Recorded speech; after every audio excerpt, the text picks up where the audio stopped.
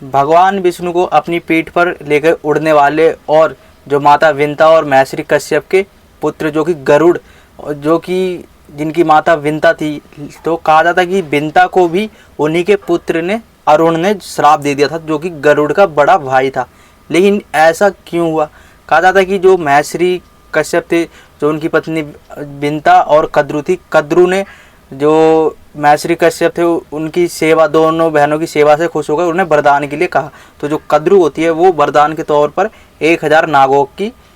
माता बनने का वरदान मांगती है, और वहीं पर जो विंता होती है वो कहती है कि मुझे सिर्फ 2 पुत्र चाहिए जो कि कद्रु के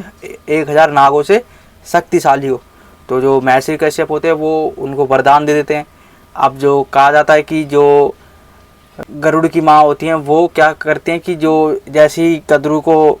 जो उनके बच्चे होते हैं जैसी अंडों से बाहर आते हैं, जो कि सांप होते हैं, जो शेषनाग और बासुकी होते हैं, धीरे धीरे करके जब उनके अंडों से वो सांप बाहर आते हैं, तो जो विंता होती है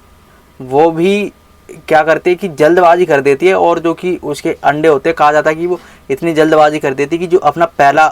अंडा होता है उसका, विंता का, जो कि जिसमें अरुण होते हैं, वो उसको फोड़ देती है। क्यों? क्योंकि उसे भी पुत्र की लालसा थी कि वो चाहती थी कि उसे जल्द से जल्द पुत्र की प्राप्ति हो जाए। लेकिन जो विंता होती है वो यहाँ पर गलती कर देती है। अब जो अरुण होते हैं वो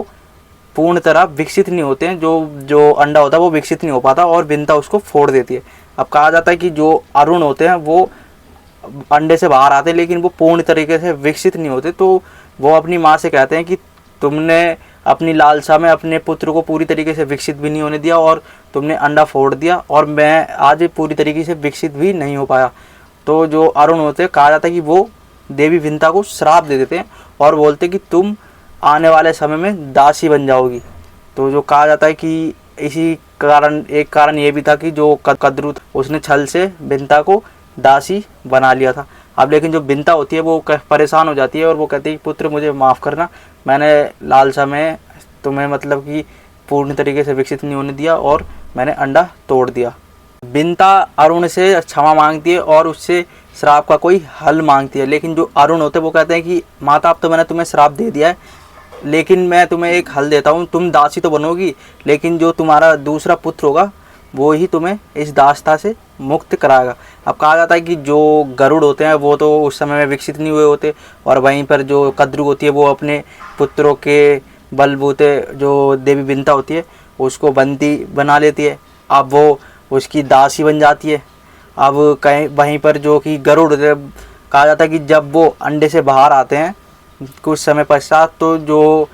गरुड़ थे उनके पता चलता है कि जो उनकी दूसरी माँ है जो कद्रु है, उन्होंने उनकी माँ को दासी बना रखा है। तो जो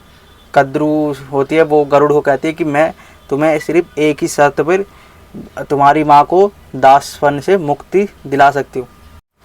कद्रु कहती है कि मैं तुम्हारी माँ को, जो दासी है मेरी, उसको मैं छोड़ दूंगी, लेकिन मेरी एक शर्त है। तो जो गरुड़ होते हैं वो पूछते हैं कि माता आपकी क्या शर्त है? तो जो कद्रु होती है वो कहती है कि तुम्हें स्वर्गलोक से अमृत लाना है और मुझे लाकर देना है।